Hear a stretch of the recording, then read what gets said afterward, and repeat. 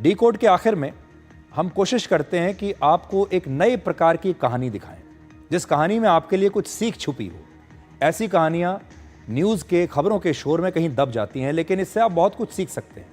आज हम आपको कहानी सुना रहे हैं 43 वर्ष के टेनिस चैंपियन रॉजर फेडरर की। वो अब रिटायर हो चुके हैं, लेकिन आज जो कहानी है वो आपको ये बताती है कि फेडरर सिर्फ टेनिस के चैंपियन नहीं हैं, वो बिजनेस का ग्रैंड स्लैम भी जीत चुके हैं। उन्होंने साबित कर दिया है कि अगर दिमाग से जिंदगी का हर मैच खेला जाए तो टेनिस कोर्ट के बाहर भी बिजनेस में कीर्तिमान स्थापित किए जा सकते हैं।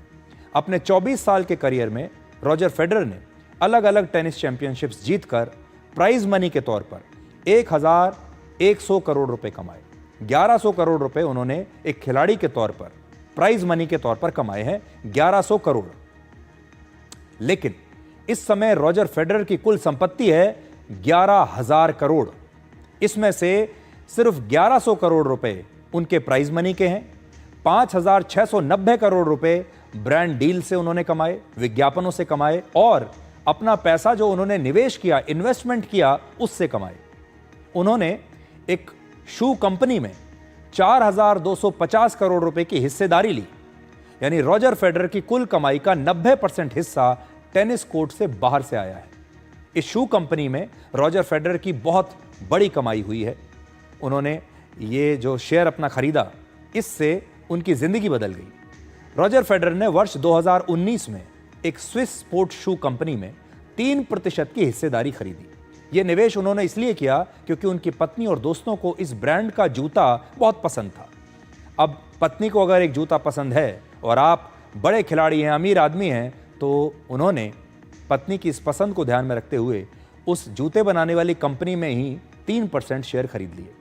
आज इस कंपनी में फेडरर की हिस्सेदारी की जो कीमत है उस 3% शेयर की, वो है 4,250 करोड़ रुपए।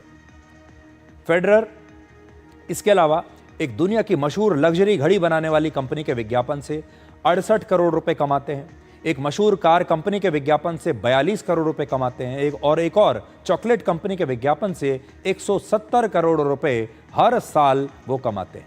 अब रॉजर फेडरर एक टेनिस लेजेंड होने के साथ साथ एक सफल बिजनेसमैन और निवेशक भी बन चुके हैं। इसलिए इसमें सबसे ज्यादा ध्यान देने वाली बात यह है कि फेडरर ने अपनी कुल संपत्ति का सिर्फ 10% हिस्सा टेनिस के खेल से कमाया और 90% हिस्सा उन्हें निवेश और विज्ञापन के जरिए मिला है।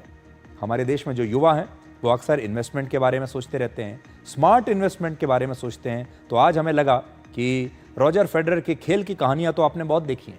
वो शानदार खिलाड़ी थे, हमेशा रहेंगे, ये तो हम जानते हैं, लेकिन खेल के मैदान के बाहर उन्होंने कितने स्मार्टली अपने पैसे को बढ़ाया है, अपनी इन्वेस्टमेंट की है, आज ये भी देखने वाली बात है।